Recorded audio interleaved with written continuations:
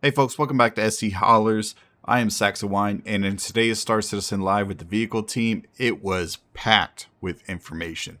We got multiple ship updates, some surprise confirmations, and even a tease pointing to a new industrial ship. On top of that, there were some big clarifications on cargo systems that haulers like us definitely need to pay attention to. I don't know, I love Star Citizen Lives when we get Benoit and John Crew on. They just give us so much information, and they're honest with it, and I love it. So let's break down the highlights, and I'll give you my take on what they mean for us players focused on hauling and industry. So we're going to focus on the big confirmations first, and these are not industry ships, but they are big enough that I felt like they were worth mentioning. A lot of people have been waiting for these ships. The first one is going to be a medical ship that a lot of you have been waiting for a long time. And yes, the Apollo is coming to the game in September. But the Apollo will launch next month without drone gameplay. Now, there's a lot to add to that. There's a bunch of missing context, but yes, the Apollo will not release with the drones. John goes on to explain why that is the case. But there is also another ship that is getting released later on in this year, and it is coming out this year, which is the Perseus. And if you don't know the Perseus, it's a heavy gunship designed to shred sub-capital ships. Giant turrets, missile banks, and built to hold blockades by sheer presence. Not an industry ship, but one you might want to have with you if you're doing riskier cargo loads, maybe over in Pyro or something. And here is the evidence to show that it will be here. If I think about everything that's coming for the rest of the year, the only other bespoke weapon that is on any ship for the rest of the year is the Perseus turret guns. Everything else uses generic ones. No, there's a bespoke weapon on one of the October things. Okay. I hear what you're saying. We'll see if anybody else picks up on it.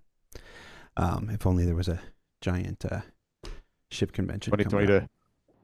So it's fairly obvious that John just revealed the Perseus is coming out this year, which I don't think that was a surprise to anybody, but we weren't necessarily sure. I remember back when during Invictus, the Asgard got revealed, and just the Star Citizen Reddit Discord got blown up on the sneak peek with, oh my god, it's the Perseus, it's coming out of IAE. And obviously it did not. The Asgard came out, and that was revealed when data miners found the files in the PTU during that time frame. But there's a lot of speculation that the Perseus was going to come out this year, that the Apollo was going to come out this year. Both of them have been confirmed as of this Star Citizen Live. Now, whether Jared's comment about a big convention ship coming up is in reference to something Benoit said, which I don't think it was. He was talking about bespoke weapons during that segment, and so I think it refers to the Perseus being available at IAE later this year. And so next up we have salvaging, and one of the things John wanted to talk about was how every gameplay loop needs a full range of ships: starter, small, medium, large, even capital ship. And we saw that earlier this year with the Golem for mining. I want to say it was November or December, before 4.0 launch. The Intrepid launched as well, and that is a starter cargo hauling ship. So for salvage, they're planning the same thing, not just the Vulture and the Fortune at the bottom and the Reclaimer at the top, but they need a starter salvage and they need a medium to large ship in the future to fill that middle gap. So we want there to be like a full range of ships in a gameplay loop, like true dedicated starters, like professional starters, then small, medium, large, capital, whatever. And we saw this earlier in the year with the introduction of the Golem for the mining loop. So you've got that teeny tiny proper starter ship. And for salvage, we want to have that as well as this medium large ship in the future to fill them out, fill the range out. And then Ben just couldn't resist throwing in this little tidbit. Need an orange salvage ship. An orange one? Yeah. Why an orange one? Because I think salvage suits orange ships. That's a heavy wink at Argo. And honestly, it makes total sense. Argo already has the raft, the mole, the SRV, the tractor, the cargo, the personnel, and I mean, not to mention the Atlas and the Geo. A mid-tier salvager from them would be perfect for bridging the gap between solo vulture grinding and the massive reclaimer crew ops. And it makes sense.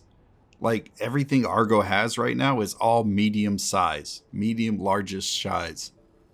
Like it makes perfect sense. So that got me super hyped. I love Argo. It's not my top one. Crusader, I'm still a Crusader fanboy, but Argo is number 2 in line, and it's pretty close. And I'm gonna say, if I don't get a damn tractor beam on my C2, Argo might be my number 1. Then there's the Railin.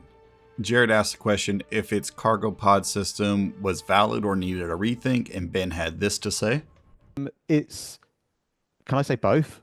I think visually, it's valid. Like we really like where it is visually. And we have been doing a little bit of investigation on this kind of fairly recently, trying to work out what we want to do with it.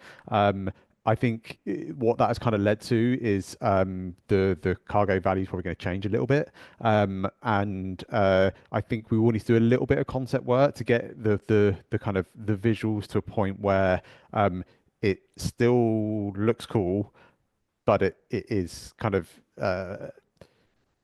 it's practical and it makes the ship kind of good to use, because the last thing I really want to do is push us too far down a particular route with the visuals that just mean that it's an absolute pain to play with. So I think we need to find that compromise, like we kind of keep mentioning. But they are valid because I like what they look like, but they need a little bit of tweaking to make work. Yeah, they are gonna use the existing SCU cargo system that we have in the game, so they're not gonna have some That was the weird important bit, wasn't bespoke it, that I should have said. Xi'an cargo shape cargo. It's going to use the same SU ones. It's going to take 32 SU containers, but we have some ideas on how we're going to sort of wrap that up in the Gattac style language, and then the cargo capacity is going to go way up. I'm not going to give a number here. We'll give a number later on, but it's up. Now that is exciting because it means the Railin isn't just a stylish alien hauler anymore. It's getting a real cargo teeth. My prediction, it'll end up something like competing with the C2 and the Caterpillar. If they are able to push it higher, maybe it edges towards being a competitor with the Ironclad. But I think the C2 and Cat tier is where it lands. And personally, I'd love to see an alien ship hold its own in that bracket.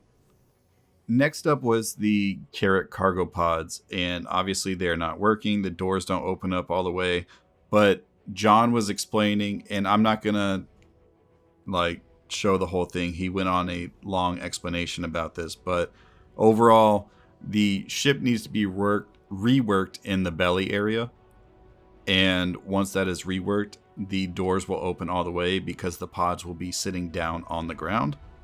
But this is supposed to be an exploration ship, not a cargo ship, and because the ship actually works, it is not very high on their priority list.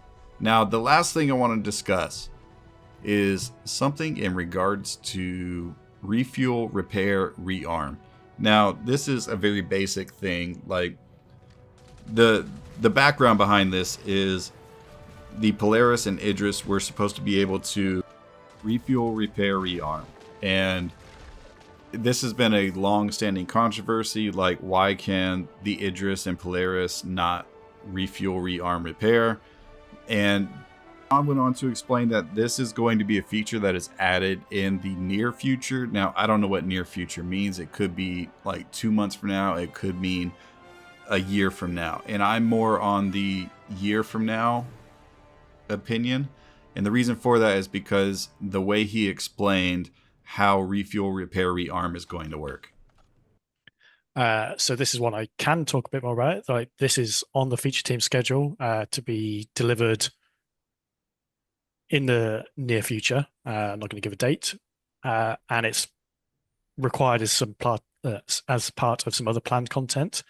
where we're going to allow ships to land inside, select other ships, and then be able to refuel, rearm, repair on board those ships using the parent ship's resources inside their cargo grids. So if you've stocked up your ship with RMC and hydrogen fuel, the ship that's landed in will, at this moment in time, it may change when it releases, use the existing mobiGlas repair rearm screen and go, I want to repair rearm, and it will take it from the resources.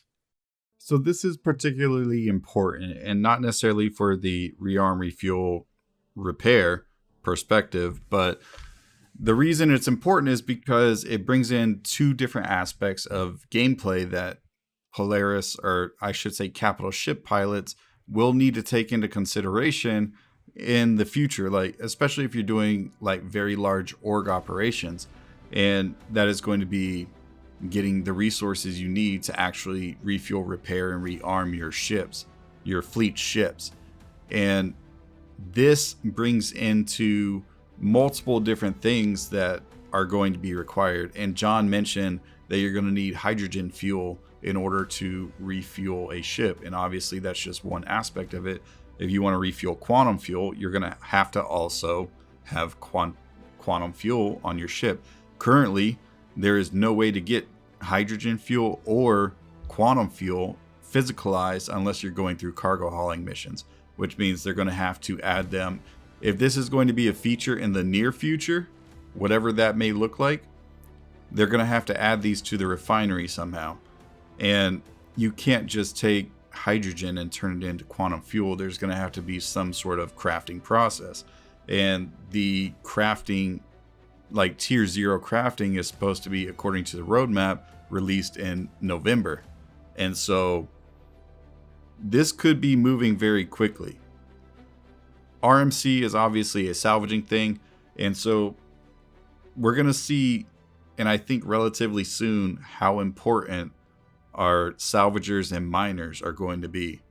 And if they do want to get this gameplay loop like really fleshed out, it's been rumored that the Galaxy is going to get released at some point in the next year. A lot of people are predicting at IAE, but I don't think it's going to be that soon. We will see though. There definitely needs to be, I don't know if there definitely needs to be, but I have a feeling that a refining ship at some point is going to be released sooner than later.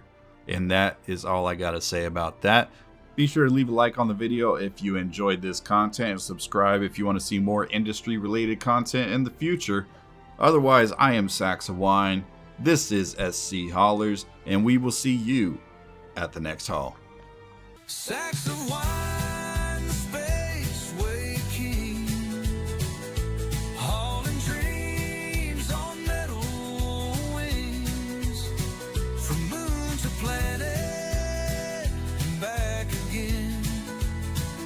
Sacks of wine.